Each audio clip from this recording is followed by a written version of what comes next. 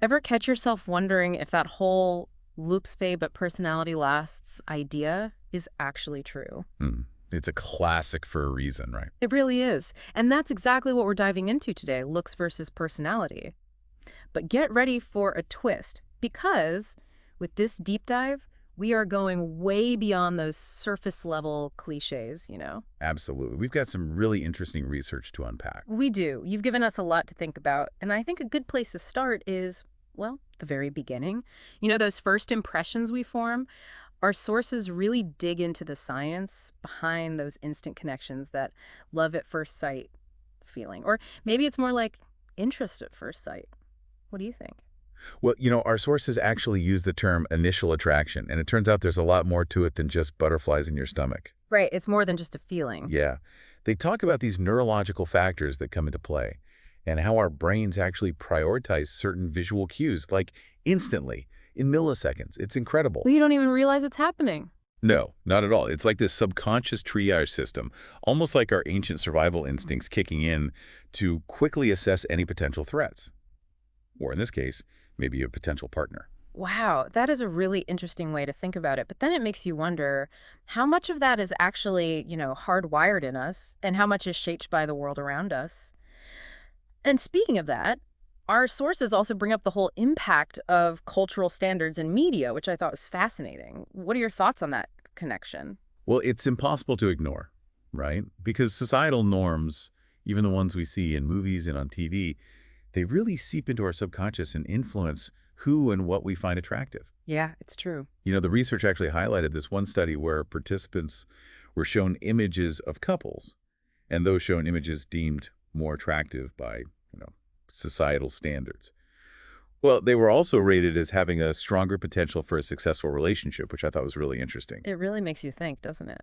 It does. Hmm? It makes you think about how those external factors actually end up shaping our perceptions, sometimes without us even realizing it. It's true. It's like we've internalized this mental checklist of what's considered desirable, even if it doesn't always line up with what might actually make us happy in the long run. It's so true. Which brings us to, well, the heart of it all, personality. You know, while those first impressions might be visually driven, our sources make a really strong argument for how personality is actually what shapes long-term compatibility. What do you think? Absolutely. And they even have a term for how our perception of attractiveness actually changes over time Mm. as we get to know someone better. And it's called attraction evolution. I love that. Attraction Yeah, evolution. it's perfect. It highlights how those initial impressions can totally transform as we start to uncover shared values, maybe a similar sense of humor or even intellectual compatibility. It's just like that saying, you can't judge a book by its cover. Sometimes the most captivating stories are hidden beneath the surface. I love that.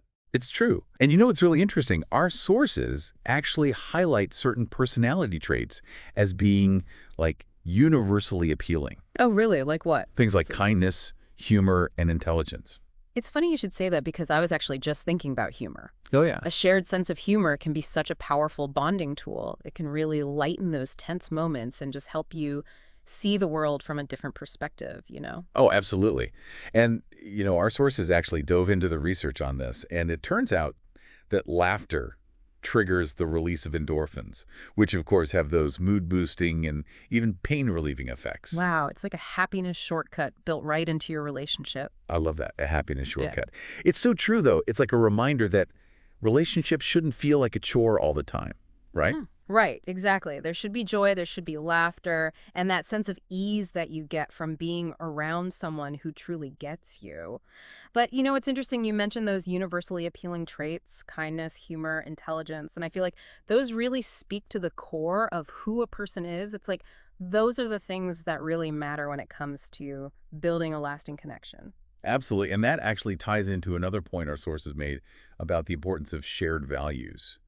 It's not enough to just find someone with a great personality, right? Yeah. You have to find someone whose values actually align with your own. Right, because when your core beliefs and priorities are in sync, that creates this amazing sense of harmony and understanding in the relationship. It's like having that unspoken language where you just like click on a much deeper level. Exactly. But let's be real, even with all the personality compatibility in the world, we all have our own individual preferences, right? Oh, absolutely. And that's something our sources didn't shy away from at all. No.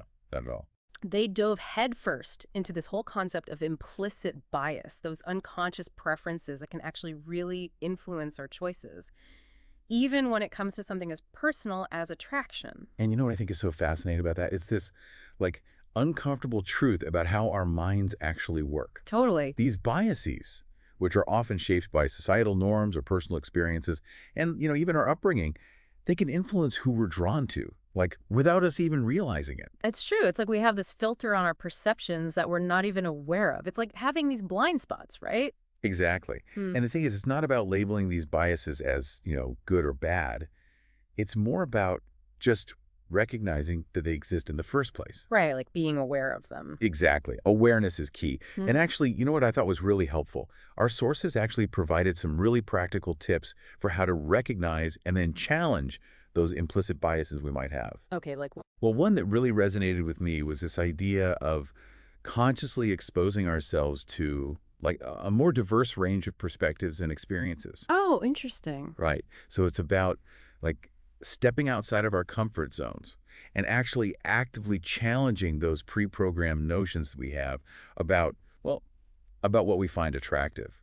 That's like we're expanding our definition of what's possible, not just in terms of who we might connect with, but also what we even consider attractive in the first place, right? Exactly. Because, I mean, let's be honest, sometimes those checklist qualities that we think we want, they might not actually lead us to the fulfilling, lasting connections that I think we all crave deep down. That's a really good point. It's about looking beyond those superficial qualities and actually recognizing the value of things like, empathy, emotional intelligence, shared passions, you know, the things that really make a relationship, strong and resilient and deep. Absolutely. So, okay, that brings us to the big question here.